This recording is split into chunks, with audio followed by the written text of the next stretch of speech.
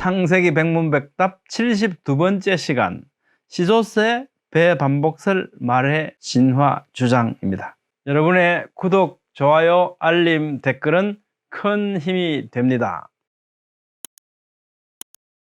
안녕하세요, 김홍석입니다.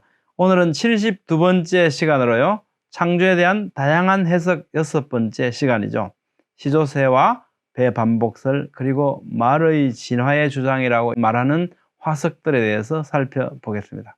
시조새가 중간 단계 화석의 증거다라고 하는 거 우리 교과서에서 배웠었던 기억나시죠? 근데 왜 시조새가 파충류와 조류의 중간 단계라고 말하죠? 기억나십니까 혹시?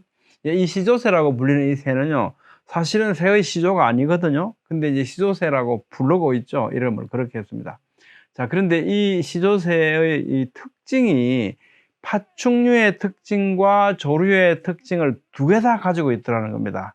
그래서 파충류에서 조류로 진화해가는 중간 단계의 증거다라고 이렇게 주장을 하게 되는 거죠. 새의 특징은 뭡니까? 깃털이 있고 날개가 있고요, 부리가 있어요. 근데 파충류의 특징은 또 뭐냐? 날개 전면에 칼퀴가 있더라. 칼퀴가 있더라. 그리고 부리에 치아가 있더라. 그리고 꼬리가 뼈로 되어 있더라는 겁니다. 예를 들면 파충류, 악어 같은 애들은 꼬리에 뼈 되어 있지 않습니까? 그 다음에 또 어떻게 해요? 날개 앞에 칼퀴가 있는 것은 지금 다리가 날개로 이렇게 진화를 해가는데 진화가 덜 돼가지고 아직도 중간 단계라서 발가락 같은 게 또는 손가락 같은 게 남아있다는 겁니다. 그런 거죠. 그리고 보통 보면 이제 파충류들은 이 악어 이빨 있잖아요. 근데 새들은 어떻게 참새, 비둘기 이빨이 없잖아요. 그러니까 근데 얘는 아직도 부리에 이빨이 남아있는 거예요. 그러니까 이 진화를 하는 중간에 지금 이빨이 아직도 덜 없어지고 남아있는 거 아니냐, 이렇게 해석을 한 겁니다. 재밌는 해석이죠. 자, 그러면 살펴보죠. 오늘날 어떤 모습인가. 타조, 프레코 이런 새들은요, 아직도 칼퀴를 갖고 있습니다. 얘들은 어떻게 해요? 진화를 덜 한 걸까요? 완전한 새잖아요. 호에틴 완전한 새죠. 그런데 어떻게 해요? 앞에 칼퀴를 갖고 있어요. 날개. 자, 여러분 생각해 보십시오. 앞에 날개 칼퀴를 갖고 얘들이 뭐 하나 살펴봤더니요, 아래에서 부활을 하면 아직 잘 못 날잖아요. 못 나는데 거기서 뒤숭기둥 하다가 나무에서 떨어지면 어떻게 해요? 다치거나 죽죠. 근데 얘는 어떻게 해요? 날개에 칼퀴가 갖고 있으니까 이거 안 떨어져요. 이걸 잘 잡는 거예요. 그러니까 훨씬 안전한 장치를 하나 더 갖고 있는 거죠. 만약에 진화의 메커니즘을 생각한다면요, 날개에 칼퀴를 하나 더 갖고 있는 게 이게 더 진화된 상태로 보는 게 더 맞지 않겠습니까? 더 안전장치란 말이에요. 근데 얘들이 잘 날기 시작하잖아요. 그럼 이 앞에 있는 칼퀴를 사용하지 않는데요. 언제 또 사용하게 될지 우리는 모르겠지만 관찰된 결과는 정말로 편리하게 얘들이 잘 사용하고 있는 거예요. 자, 문제는 뭐냐면 이것이 진화의 중간 단계냐는 거죠. 아니죠. 이 새의 특징이라고 봐야 되겠죠. 자, 이제 부리에 이빨이 있는 새들도 발견됩니다. 이런 작은 새가 이제 벌새처럼 생겼죠. 여기 보니까 자세히 보니까 이빨이 막 있어요. 자, 이거 한번 생각해 보시죠. 자, 그러면 이 새는 진화의 중간 단계에 있는 걸까요? 아니죠.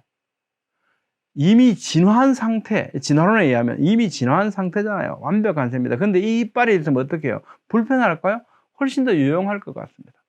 새들이 이렇게 생선, 물고기를 막 잡잖아요. 갈매기가 팍 들어가서 잡았어요. 그럼 어떻게? 잡았는데 빠져나가면 곤란한데 이빨이 있으면 꽉 잡게 되니까 굉장히 안전하겠죠. 훨씬 더 편리할 거 아닙니까? 이 이빨에서 새가 불편을 겪습니까? 아니죠. 더 편리해지죠. 그러면 부리에 이빨이 있는 새가 더 진화된 새 같지 않습니까? 우리 어떻게 해석하느냐의 차이입니다. 실제 사실은 부리에 이빨이 있는 새도 있고 없는 새도 있는데 대부분 새는 이빨이 없어요. 근데 이 새는 어떻게 해요? 이 개체는 이빨이 있는 거죠. 이 새의 특징이라는 겁니다. 이게 비유가 적절할지 모르겠는데 여러분들은 머리숱이 참 좋으시겠어요. 저는 머리숱이 잘 없어요. 그래서 맨날 소갈머리 없는 사람이라고 이런 얘기 하는데 소갈머리가 제가 좀 없습니다. 이게 뭡니까? 이게 진화하고 관계 없잖아요. 이 사람의 특징입니다. 그죠? 저희 이 어머니도 머리숱이 좀 없으셨고 우리 외삼촌도 그랬고 우리 외할아버지도 그렇고 다 이게 가운데 머리카락이 없으시더라고. 이렇게 유전돼요. 우리 집안 내력입니다. 이게. 이런 거죠. 어떤 특징이라는 거죠. 어떤 특징. 물론 이게 비유가 적절할지는 모르겠습니다만. 자, 파충류 중에서도요, 거북이나 포유류 중에서도 오리, 너구리의 경우는 이빨을 가지고 있지 않습니다. 반면에 육식 어류인 피라냐의 경우에는 어류인데도 불구하고 이빨을 가지고 있기도 합니다. 이게 뭡니까? 각각 개체의 특징이죠. 이빨이 있고 없고 하고 진화하고는 전혀 상관이 없다는 겁니다. 새의 꼬리, 딱따구리, 그죠? 딱따구리 꼬리가 뭘로 되어 있다고요? 얘는 뼈로 되어 있습니다. 뼈로.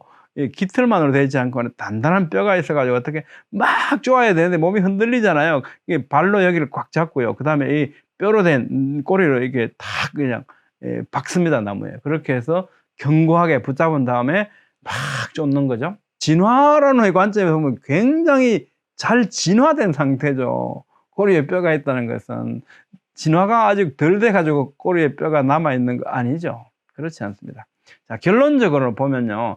날개 칼킬을 가진 새들 지금도 잘 살아가고 있고요. 이빨이 있는 새, 이빨이 없는 파충류, 이거 보면 이빨 유무는 진화와 전혀 무관하다는 거 알 수 있죠. 그게 제 특징일 뿐입니다. 딱따구리 꼬리 마찬가지입니다. 새 꼬리에 뼈가 있다 없다 이거하고 진화하고 전혀 상관없죠.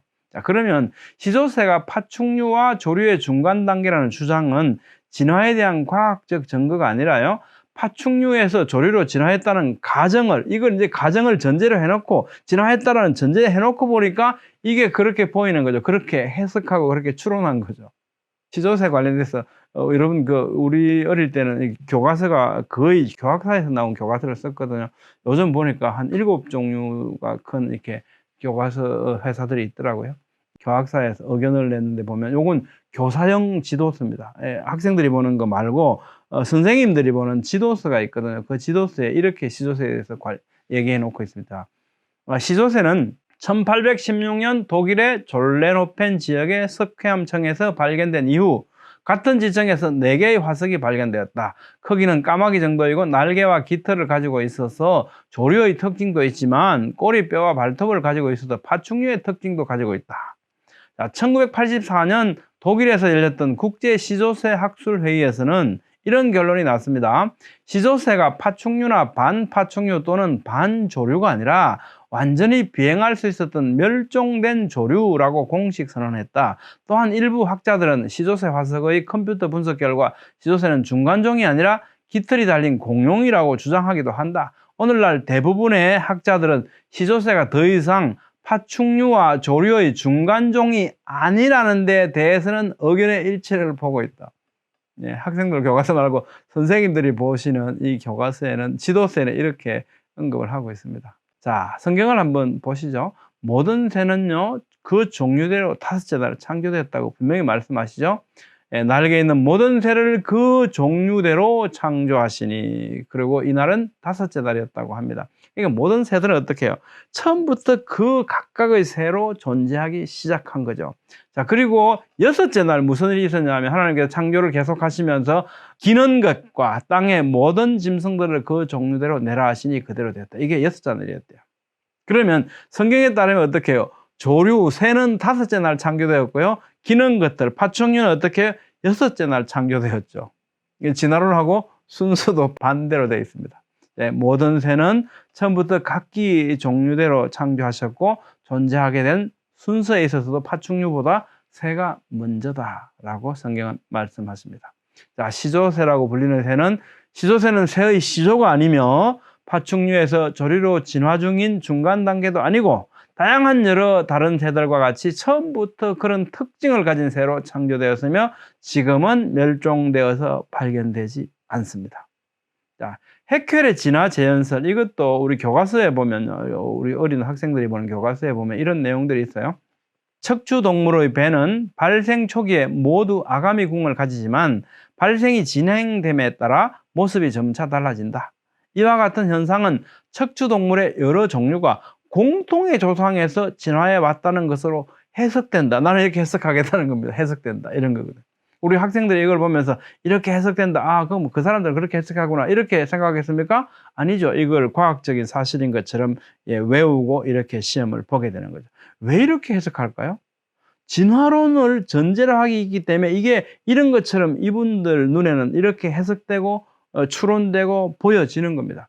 여기 이제 뭐라고 되어 있냐면 이게 포유류네요. 조류, 파충류, 양서류, 어류인데 배의 모습, 배. 그러니까 수정란에서 이제 배의 상태를 거쳐서 태아 이렇게 가잖아요. 큰 모습들을 보니까 다 이렇게 다 똑같이 생겼더라는 거죠. 이것이 마치 공동조상에서 유래됐다는 증거인 것처럼 이렇게 서술해 놓았죠. 자, 근데 이게 재밌게도요, 1997년 9월 5일 사이언스에 보면 해켈의 배가 이게 사기였다고 밝혀집니다. 사기다. 이게 사기였다라고 밝혀져요. 예, 이렇게 이제, 뭐, 어류, 그죠? 이거는 살몬드, 이게 도롱뇽이네요. 터틀, 그죠? 거북이고, 치킨. 이건 이제, 레비트, 그러니까, 토끼고, 그죠? 이 사람, 이 배가 다 이렇게 봐, 똑같지 않냐? 그러니까, 공동조상에 다 유래됐다는 증거 아니냐? 이렇게 주장을 했거든요. 근데 이제 광학이 발전되잖아요. 현미경으로 찍어보니까, 아, 이렇게 안 생기고요. 이렇게 생겼어요. 이렇게 안 생기고, 이렇게, 이런 거죠. 이게, 이런 것, 마치 이런 것처럼 사기를 쳤다라고 사이언스지에 나중에 이제 게재가 된 겁니다. 자, 말의 진화를 볼까요? 중3 생물 교과서 이렇게 얘기합니다. 생물의 화석은 그 시대에 형성된 지층에 묻혀 있으므로 각 지층에서 발견되는 화석을 비교해보면 그 생물이 어떻게 진화해 왔는지 알 수 있다. 자, 예를 들어서 이렇게 말합니다. 북미의 신생대 여러 지층에서 발견된 말의 화석을 비교해보면 말의 조상은 몸집이 작고 앞발에 4개의 발가락이 있었으나 점차 몸집이 커지고 발가락 수도 적어져서 오늘날과 같이 1개의 발가락을 가진 말로 진화했음을 알 수 있다. 이게 기정사실화였죠. 작은 데서 이렇게 크게 큰 말로 이렇게 진화해 왔다는 겁니다. 왜 이렇게 진화해 왔다고 생각할까요? 이 말은 이렇게 생겼었고, 이 말은 이렇게 생겼었고, 이 말은 이렇게 생겼었고, 이 말은 이렇게 생겼었다라고 생각해 볼 수 있지 않겠습니까? 어느 것이 맞는지 한번 볼까요? 자, 오늘날도요, 말입니다. 작은 말 있습니다, 지금도. 예, 크기가 작은 데서 크게 진화해 왔다는 게 아니고, 작은 말도 지금도 있습니다. 자, 이게 개입니다, 개. 이건 뭡니까? 말입니다, 말. 이게 지금 개보다도 못한 말, 이렇게 생각하면 안 되잖아요. 예, 말은 작은 말도, 이게 이제 2008년 기네스 세계 기록인데요. 그 당시에 세계에서 가장 큰 말과 세계에서 가장 작은 말을 동시에 찍어놨습니다. 이 작은 말과 이 큰 말은요, 지금도 공존하고 있습니다. 왜 이 작은 말에서 큰 말로 진화해 왔다고 생각할까요? 말의 크기와 진화 아무런 상관이 없다는 걸 우리 알 수 있죠. 1000만 년 전, 4000만 년 전, 3000만 년 전, 현재 이러면서 말뼈가요, 발굽뼈가 4개, 3개, 이렇게 1개로 줄어들었다. 그러면서 이게 에오이푸스에서 이렇게 에쿠스로 이렇게 진화해 왔다. 현대 자동차, 여러분 그 포니라는 자동차 기억나십니까? 포니, 조랑말이잖아요. 이 말이 막 해서 나중에 갤로퍼라는 더 좋은 차가 나오죠. 갤로퍼 말이죠. 자, 그러면서 어떻게 해요? 그러더니 더 좋은 차가 나왔습니다. 뭐가 나왔습니까? 에쿠스라는 현대말, 이 차가 나왔더니, 그 다음에 이제 시간이 더 지났습니다. 아, 이게 진화한 게 아니고, 하나님이 창조하신 거 맞는 것 같다. 화석 보니까 그거 틀린 것 같다. 그러면서 어떻게 해요?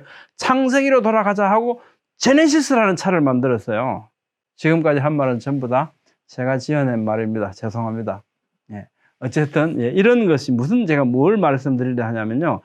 해석이잖아요. 어떤 현상들을 보면서 이렇게 해석해 나가는 겁니다. 사실과 무관하게 그런 거죠. 예, 진화했다는 전제를 가지고 이 말 화석들을 보니까 마치 그런 것처럼 보인다는 겁니다. 그렇게 추론한 거죠. 사실과 무관하다는 겁니다. 자, 발가락 수의 변화는 많은 데서부터 단순해졌잖아요. 그럼 진화는 뭡니까? 단순한 데서 다양하고 복잡해지는 게 진화잖아요. 근데 더 다양한 데서부터 지금 단순해졌으니까 퇴화라고 봐야 되지 않나요? 그런데도 불구하고 진화라고 말하죠. 왜? 진화해 왔다는 사실을 전제하고 있으니까요. 그게 사실이라고 전제하기 때문에 모든 것들이 그렇게 그 방향으로 해석하고 추론하는 겁니다. 발가락 수 외에 다른 뼈들 숫자 볼까요? 갈비뼈 수는 보면요. 뭐 18개였다가 15개였다가 19개였다가 18개였다가 뭐 전혀 상관없죠. 또 허리뼈 수도 보면요. 6개, 7개, 8개, 6개 이렇습니다. 그러니까 어떻게 순서적으로 상관없잖아요. 이 뼈들의 수에 대해서 어떻게 해요? 언급하지 않죠. 아무 말도 하지 않습니다. 그런데 발가락 수를 가지고는 일정하게 어떤 질서를 보여주니까 단순화되어가는 이런 진화다 이렇게 얘기를 하는 거죠. 진화를 전제해 놓고 발가락 수를 해석한 것일 뿐입니다. 자, 여러분 이제 제가 교과서를 몇 군데 내용을 들었는데요. 교과서 내용은 수시로 계속 변합니다. 이걸 우리가 알고 과학이 무엇인가 어떤 것인가를 다시 생각해 볼 필요가 있습니다. 진화론 학자들 가운데요, 이런 고백들을 합니다. 헤럴드 유레이, 이 진화론자인데 노벨상을 수상했고요. 밀러의 실험 잘 알고 계시죠? 밀러의 스승입니다. 굉장히 훌륭한 학자죠. 이분이 이렇게 얘기해요. 이분 진화론자거든요. 그럼에도 불구하고 생명의 근원에 대해 우리 모두가 연구하면 할수록 어디에서나 진화가 이루어지기에는 생명체가 너무 복잡하다는 것을 느끼게 된다. 그러나 우리는 믿음의 교리로서 생명체가 이 지구상의 생명이 없는 물질에서부터 진화되었다고 생각하고 있지만 어떻게 해요? 믿음의 교리로서. 그 복잡성은 너무나 커서 진화가 이루어졌다고 상상하기가 힘들 정도다. 이 진화론자가 이 얘기를 합니다. 연구를 하면 할수록 이게 진화했다는 게 사실 이게 진짜 믿기 힘들다. 믿기지 않는 어떻게 믿음이라는 얘기죠. 제임스 굴드는요, 이분은 이제 미국 하버드 대학교 최고 고생물 학자, 진화학자로 알려져 있지 않습니까? 굴드가요. 괴물 이론, 이런 이론을 내놓기도 했죠. 이분이 괴물 이론이 뭐냐면, 아무리 화석을 봐도 늘 개가 개인 거예요. 변화된 모습이 안 나타나요. 그럼 어떻게 다른 종에서 다른 종으로 어떻게 진화를 했냐? 서서히 진화한 것이 아니고 어느 날 공룡이 알을 낳았는데 그 알에서 새가 태어났다. 마치 이런 것 같다는 겁니다. 그러면서 이걸 괴물이 태어나서 이렇게 진화가 된 거 아닐까? 이런 괴물 이론을 내놓기도 합니다. 왜 그렇겠습니까? 중간 화석이 없거든요. 어쨌든 이분은 진화학자입니다. 이분은 이렇게 얘기해요. 극히 희박한 과도기 형태의 화석 기록들은, 중간 화석들은 고생물학자들의 거래 속에서만 존속한다. 실제로는 발견돼야 한다는 겁니다. 대학 교재에 꾸며진 진화의 나무들, 가지, 매듭과 끝의 자료만 매달려 있을 뿐이며 나머지는 화석들의 증거가 아닌 적당한 추론일 뿐이다. 아무리 상세하게 관찰해 보아도 지질학적 기록들은 극히 불완전했고 이런 사실은 왜 우리가 중간종들의 불완전한 형태를 찾지 못하고 멸종되었거나 현존하는 모든 생명체들의 형태 사이를 연결시켜주지 못하는지 설명해 준다. 이 진화 고생물학자가 이런 말을 합니다. 관찰된 사실은 이렇더라는 거죠. 조지 월드는 하버드 대학 교수고요. 노벨 의학상을 수상한 사람입니다. 이분이 이렇게 얘기해요. 생명의 견해에 대해 언급할 때 단 두 가지의 가능성만 있다. 신의 초자연적인 창조 혹은 우연 발생 진화인 거죠. 이외의 또 다른 가능성은 있을 수 없다. 자연 발생은 이미 120년 전에 루이 파스테르 등에 의해 가능성이 없는 것으로 판정이 났으므로 신의 초자연적 창조라는 단 하나의 결론만이 남게 된다. 그러나 나는 철학적인 이유 때문에 신을 믿을 수 없다. 그러므로 나는 과학적으로 불가능한 것을 선택했으며 그것은 바로 생명이 우연히 발생하여 진화했다는 것이다. 여러분 이해가십니까? 예. 하나님이 창조주시다. 예, 이렇게 했다. 그리고 세상을 하나님이 창조하셨다라고 하는 이런 것들에 의해서 나는 이성적으로 철학적으로 받아들일 수 없다는 겁니다. 그렇기 때문에 하나님께서 모든 생물들을 처음부터 각기 종류대로 창조했다는 사실을 나는 받아들이지 못하겠다는 거죠. 그래서 나는 어떻게 해요? 아무런 과학적인 증거가 없고 과학적으로 보면 전혀 말이 안 되는 것 같지만 나는 진화론을 선택할 수밖에 없다. 이런 고백을 합니다. 굉장히 놀랍죠? 아스키스는요, 발생학자이면서 자연 인류학자입니다. 진화론은 입증되지 않았고 또 입증할 수 없다. 우리가 생각조차 할 수 없는 특별 창조가 바로 다른 대안이기 때문에 나는 하나님에 의한 특별 창조, 이건 난 믿고 싶지 않아. 그래서 우리는 진화론을 믿는다라고 말합니다. 생물학자 왓슨은 이렇게 말합니다. 진화론이 보편적으로 받아들여지고 있는 것은 논리적으로 일관된 증거에 의해 진화의 사실이 입증될 수 있기 때문이 아니라 유일한 다른 이론인 특별 창조를 믿을 수 없기 때문이다 라고 말합니다. 그래서 이런 말씀이 생각납니다. 어떻게 이럴 수가 있을까? 누가복음 18장 17절 말씀해 보면 내가 진실로 너에게 이르노니 누구든지 하나님의 나라를 어린아이와 같이 받아들이지 않는 자는 결단코 거기 들어가지 못하리라 하시니라. 정말 우리는 나타낸 현상, 관찰된 현상을 보고서도요, 내 속에 있는 어떤 아집이나 다른 어떤 주의, 관념, 가치관에 의해서 그걸 받아들이려고 하지 않죠. 그러니까 우리가 복음을 받는 것은 우선 기본적으로 어린아이 같다는 게 뭐겠습니까? 순수성을 말씀하잖아요. 이 말씀이 떠올랐고요. 또 하나는 이 말씀이 떠올랐습니다. 나를 보내신 아버지께서 이끌지 아니하시면 아무도 내게 올 수 없으니 오는 그를 내가 마지막 날에 다시 살리리라. 여러분, 복음 안에 있습니까? 예수님 안에 있습니까? 이것은 우리의 이성이, 나의 자유의지의 선택이 아니라 아버지께서 이끌지 않으면 아무도 못 온대요.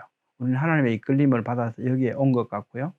그래서 그 이끌림이 없다면 앞에 그 그 유명한 막 노벨상을 받은 이런 엄청난 학자들이 나타난 현상을 보고서도 어떻게 해요?